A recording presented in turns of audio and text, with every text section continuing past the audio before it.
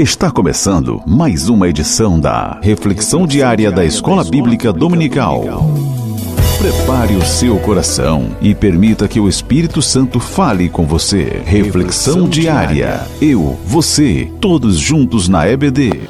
A paz do Senhor para todos os ouvintes. Eu sou o pastor Antônio Leal, pastor titular da Assembleia de Deus em Custódio Lima, Magalhães de Almeida, Maranhão.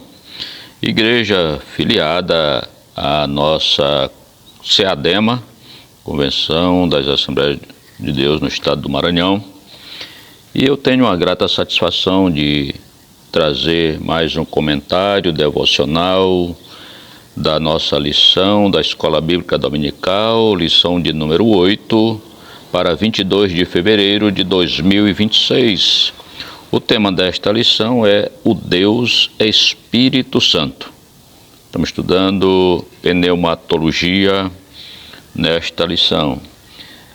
O texto áureo está em João 14,16, o qual diz: E eu rogarei ao Pai, e Ele vos dará outro Consolador para que fique convosco para sempre. O texto áureo nos diz: o Espírito Santo é a terceira pessoa da Trindade, plenamente divino, atuando como Consolador, ensinador e santificador da Igreja. Glória a Jesus. Meus amados irmãos, a leitura de hoje se encontra no livro de Atos, no capítulo 13 e o versículo 2, e tem como epígrafe: o Espírito chama e designa para a missão. Quero que você fique atento a esta mensagem, que é de suma importância aos professores da Escola Bíblica Dominical. É importante que você observe a leitura diária de cada lição que você vai estar ministrando, porque nela contém os assuntos que vai estar dentro da lição, e é de suma importância que você tenha este conhecimento. Portanto, vamos ao texto. Atos 13, versículo 2 diz: E servindo eles ao Senhor e jejuando, disse o Espírito Santo: Separai-me agora a Barnabé e a Saulo para a obra a que os tenho chamado. Veja bem, meus amados irmãos, o livro de Atos dos Apóstolos marca a transição da igreja centrada em Jerusalém para uma igreja enviada às nações. Isso é muito interessante. No capítulo 13, portanto, estamos na igreja de Antioquia da Síria, uma comunidade vibrante, multicultural, profética e missionária. Ali estavam líderes como Barnabé e Saulo de Tarso, homens já ativos no ministério. Contudo, meus amados, o texto revela algo mais profundo. A missão não nasce da estratégia humana, mas da voz soberana do Espírito. Glória a Deus. Primeiro, o Espírito ele fala em ambiente de adoração. O texto nos diz: servindo eles ao Senhor e jejuando. Veja bem, a palavra servindo tem conotação litúrgica, não era uma reunião administrativa, mas um culto. Eles estavam ali num culto. A igreja estava voltada para Deus, não para projetos, mas eles estavam ali adorando ao Senhor, certamente cantando hinos. Havia os pregadores que estavam pregando ali. Então, a missão começa no altar. Então, antes de enviar, Deus chama a igreja para adorar. Antes de agir, Ele chama para jejuar. A obra missionária, meus amados, não nasce de inquietação social, mas de comunhão espiritual, onde há adoração profunda, há direção clara. Foi o que nós vimos aqui nesse texto. Em segundo lugar, o Espírito chama pessoas específicas. Olha como diz o texto: Separai-me agora a Barnabé e a Saulo. Veja aqui que nós temos um chamado específico, inconfundível, incontestável, sem enigma, sem arrudeio, né? Direto, né? Não dá para confundir. Será se é eu mesmo? Será se realmente? Não, o Espírito fala e diz: separai-me, né? Observe aí, o Espírito ele não diz: procurem voluntários. Ele já havia chamado, a igreja apenas reconhece e confirma. O chamado missionário, meus amados, ele é soberano, parte do Espírito e também pessoal, tem nome e identidade. Aqui no caso específico que estamos tratando, Barnabé e Saulo. Anterior à missão também, pública, né? O chamado missionário, ele também é anterior à missão pública. É para a obra, como diz o texto, para a obra a que os tenho chamado. Isso nos ensina que Deus trabalha primeiro no secreto, depois no público. O envio visível é fruto de um chamado visível. Então veja bem, aí vem nossa terceiro ponto. O Espírito designa para uma obra específica. Veja que o texto diz: para a obra a que os tenho chamado, né? Então aqui uma obra específica.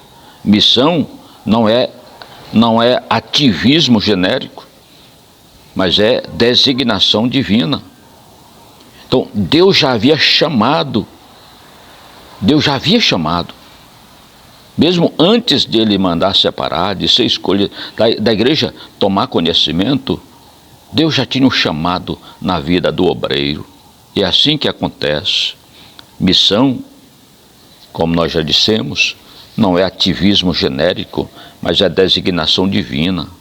Mais adiante, nós veremos que essa separação culminará na primeira grande viagem missionária que levará o Evangelho ao mundo gentílico, consolidando o ministério do futuro apóstolo Paulo, né? Porque aqui, a partir desse capítulo, nós vamos ver que Saulo, que também se chamava Paulo, daí por diante, o escritor de Atos vai chamá-lo de Paulo e se tornou seu grande apóstolo dos gentios. Então a igreja, ela envia, mas quem comissiona é o Espírito. A igreja impõe mãos, mas quem escolhe é Deus. Veja que Deus já havia escolhido esses homens, né? Eles, para a obra que os tenho chamado. Aleluia! Então, a missão, ela pertence ao Espírito. Note a expressão: separai-me. Então, a obra é dele, os missionários são dele, a igreja pertence a ele. Isso muda tudo. Não estamos construindo o nosso reino, mas cooperando com a agenda do céu. Aleluia! Então, meus amados, uma igreja que jejua discerne, uma igreja que adora, ela ouve, uma igreja que ouve, envia, e uma igreja que envia participa da expansão do reino. Aleluia! Talvez Deus não esteja chamando você para atravessar oceanos, mas certamente está chamando para participar da missão. E como é que eu participo, pastor? Você pode participar orando, contribuindo, apoiando, ou mesmo indo, né? Ou proclamando. A pergunta não é apenas quem Deus está chamando, mas também, estamos ouvindo? Nós estamos ouvindo Deus chamando?